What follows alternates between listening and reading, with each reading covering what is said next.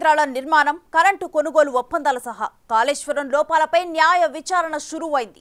విద్యుత్ విషయంలో తక్కువతో అయ్యేదాన్ని ఎక్కువకు చేశారన్న ఆరోపణలలో జ్యుడిషియల్ కమిషన్ ఎంక్వైరీ నిజాలను తేల్చనుంది. మార్కెట్ రేట్ కంటే ఎక్కువ ధరకు కరెంటు కొనటం, అడ్వాన్స్ టెక్నాలజీతో కరెంటు ఉత్పత్తి కాకుండా కాలం చెల్లిన టెక్నాలజీతో నిర్మాణం చేపట్టడం, వీటన్నిటిపైన అసలు విషయాలను రాబట్టనుంది కమిషన్. దీంతో విద్యుత్ ఒప్పందాలపై పాలకు పాలు, నీళ్లకు నీళ్లు తేలిపోనున్నాయి. మరోవైపు లోక్సభ ఎన్నికలకు ముందే ఈ వ్యవహారాల్లో కీలకంగా ఉన్న వారికి లెటర్లు రాసి విచారణకు పిలిచే ఛాన్సెస్ ఎక్కువగా కనిపిస్తున్నాయి.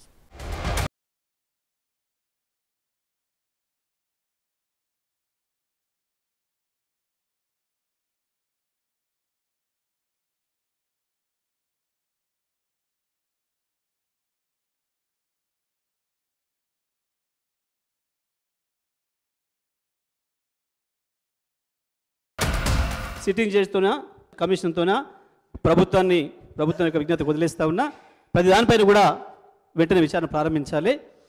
ఈ ప్రభుత్వము పూర్తి స్థాయిలో విచారణకు ఆదేశిస్తాము. జ్యుడిషియల్ ఎంక్వైరీ చేయడానికి ప్రభుత్వం సిద్ధంగా ఉంది. అధికారం మీ చేతుల్లోనే ఉంది. కరెంటుపై ఏం ఎంక్వైరీ అయినా వేసుకోండి, దేనికైనా సిద్ధమే అని గత అసెంబ్లీ సెషన్లో విద్యుత్ శాఖ మాజీ మంత్రి జగదీష్ రెడ్డి కామెంట్ చేయడం, వెంటనే సీఎం రేవంత్ రెడ్డి జ్యుడిషియల్ విచారణ చేయిస్తామని చెప్పడం జరిగిపోయాయి. సీన్ కట్ చేస్తే ఇప్పుడు Patna high court retired chief justice L Narasimha Reddy chairman గా జ్యుడిషియల్ కమిషన్ ను ఏర్పాటు చేయడం, ఆ కమిషన్ రంగంలోకి దిగడం కూడా అంతే.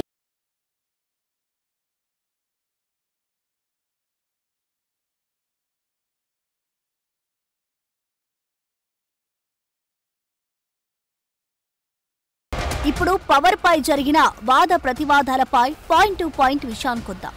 గత బీఆర్ఎస్ 10 ఏళ్ల హయాంలో విద్యుత్తు రంగంలో చేసింది సున్నా అని ప్రస్తుత కాంగ్రెస్ ప్రభుత్వం అంటుంది.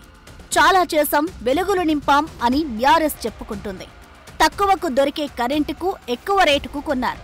అడ్వాన్స్ టెక్నాలజీతో నిర్మించాల్సిన థర్మల్ ప్లాంట్లను అవుట్డేటెడ్ టెక్నాలజీతో నిర్మించారన్నది కాంగ్రెస్ సర్కార్ వాదన. సింగిల్ ఫేజ్ ఇచ్చి 24 గంటలు 3 ఫేజ్ కరెంట్ ఇచ్చినట్లు గత సర్కార్ బిల్డప్ ఇచ్చిందన్నది మరో ఆరోపణ. అటు ఛత్తీస్గఢ్ కరెంటు కొనుగోలుపై ఏ విచారణనైనా చేయించుకోవచ్చని జగదీష్ రెడ్డి చెప్పుకొచ్చారు. ఈఆర్సీ నియమ నిబంధనల ప్రకారమే కరెంటు కొన్నామంటున్నారు. సో ఇది క్లుప్తంగా పవర్ వార్. విద్యుత్పై తీసుకున్న నిర్ణయాలు సర్కార్ ఖజానాకు నష్టం కలిగించాయా? అయితే ఎవరికి మేలు జరిగింది? తెర వెనుక జరిగిన కథేంటి? ఇందులో ఏది నిజం, ఏది అబద్ధం, ఎవరి వాదన కరెక్ట్, ఎవరి ఆర్గ్యుమెంట్ తప్పు, ఇలాంటివన్నీ డీకోడ్ చేసేందుకు జ్యుడిషియల్ కమిషన్ రంగంలోకి దిగింది.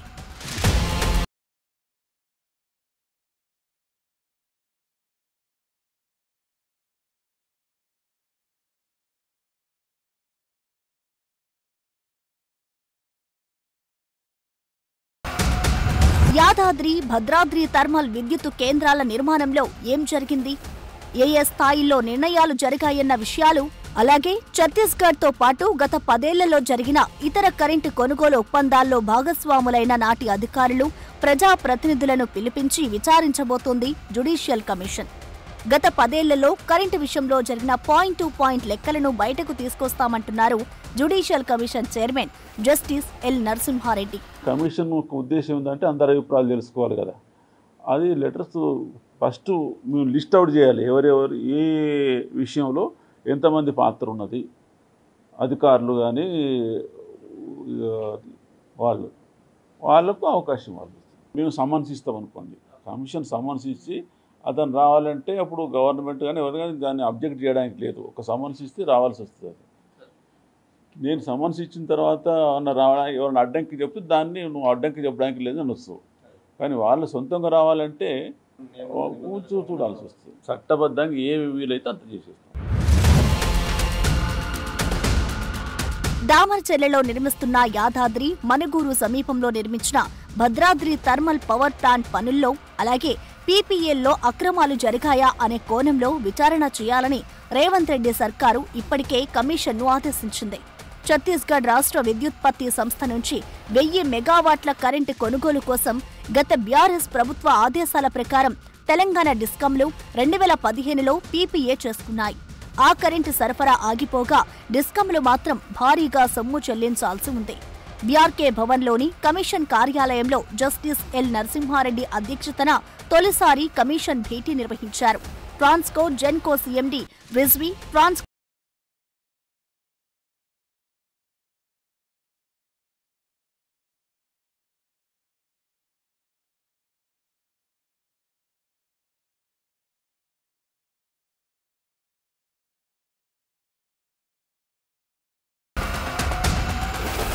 జ్యుడిషియల్ విచారణలో పగడ్బందీ ఆధారాలతో రిపోర్టు పారదర్శకంగా రెడీ చేసేందుకు ఆస్కారం ఉంటుంది. విచారణలో పక్షపాతం లేకుండా ఉండేందుకే రేవంత్ సర్కార్ ఇటు విద్యుత్ కొనుగోళ్లపై, అటు కాళేశ్వరంపై న్యాయ విచారణ జరిపిస్తోంది. విద్యుత్ కొనుగోలు విషయంపై మొదట నాటి ఒప్పందాలు చేసుకున్న టైంలో నిర్ణయాలు తీసుకున్న అధికారుల అభిప్రాయాలు తెలుసుకుంటారు. ఆ సమయంలో విద్యుత్ సంస్థల్లో పనిచేసి ఇప్పుడు రిటైర్ అయిన అధికారులకు, నాటి ప్రజాప్రతినిధులకి వచ్చే వారం నుంచి లెటర్లు రాస్తారు. ఈ విషయంలో ప్రజాభిప్రాయాలను జ్యుడిషియల్ కమిషన్ లెక్కలోకి తీసుకోనుంది. ఈమెయిల్ లేదంటే లెటర్ల ద్వారా ప్రజలు తమ దృష్టికి వచ్చిన విషయాలను, ఆధారాలను, సమాచారాన్ని ఆఫీస్కు చేరవేయొచ్చంటున్నారు. పీపీఏలు చేసుకున్న సమయంలో పొరపాట్లు ఏమైనా జరిగాయా, జరిగితే అందులో ఎవరెవరు భాగస్వాములుగా ఉన్నారు అన్న కోణంలో ఎంక్వైరీ కమిషన్ ఫోకస్ పెట్టనుంది. ప్రస్తుతం ప్రాథమిక పరిశీలన పూర్తయింది. దాదాపు అన్ని కీలక ఫైళ్లను కమిషన్ తెప్పించుకుంది. వీటితో పాటే థర్మల్ పవర్ ప్లాంట్ల నిర్మాణాలతో జనానికి ఏమైనా ఇబ్బందులు తలెత్తాయా అన్న విషయాన్ని కమిషన్ పరిశీలించనుంది. 100 రోజుల్లో రాష్ట్ర ప్రభుత్వానికి రిపోర్ట్ ఇవ్వబోతుంది జ్యుడిషియల్ ఎంక్వైరీ కమిషన్. లెటర్లు రాస్తాం. అది లెటర్ రాసిన తర్వాత కమిషన్కు అధికారం ఉంటుంది సమన్ చేయడానికి. అయితే అంత దూరం అవసరం రాకపోవచ్చు. అది ఎప్పుడంటే దీంట్లో 2 రకాలు. ఒక అధికారి అనుకుందాం, ఆయన పాత్ర ఇందులో ఉంటుంది. అది ఇప్పుడు ఆయన పాత్ర సమంజసమా అసమంజసమా అన్నది కొంచెం నిర్ణయించాల్సి వస్తుంది. అప్పుడు వారికి అవకాశం ఇవ్వాల్సి వస్తుంది. వారి అవకాశం ఉపయోగించుకొని వచ్చి చెప్తే సరిపోతుంది. లేదంటే మరి అది ఒక మన నిర్ణయానికి మనం రావాల్సి వస్తుంది.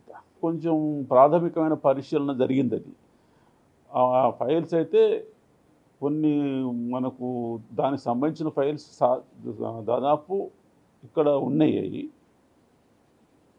ఇంకేమన్నా వాటికి మిగతా ఫైల్స్ కావాలనుకుంటే దాన్ని ముందు చూడొచ్చు, వాటిని సమన్ చేయొచ్చు, లేకుంటే అధికారుల దగ్గర నుంచి తీసుకురమ్మనవచ్చు. మొత్తం రిపోర్ట్ కూడా ఒక 100 రోజుల్లో సమర్పించాలని ఉంది కాబట్టి దాన్ని వీలైన తొందరగా చేస్తాం. అది మాజీ సీఎం, మాజీ మంత్రి, రిటైర్డ్ విద్యుత్ ఉన్నతాధికారుల విచారణ కోసం మొదట రిక్వెస్ట్ లెటర్స్ రాయనుంది జ్యుడిషియల్ కమిషన్. అవసరమైతే సమన్లు జారీ చేసే అధికారం కూడా కమిషన్కు ఉంది. రాజకీయాలకు అతీతంగా రిపోర్ట్ ఇస్తామంటుంది జ్యుడిషియల్ ఎంక్వైరీ కమిషన్. నిర్ణయాల్లో చట్టబద్ధతను మాత్రమే సమీక్షిస్తామంటున్నారు.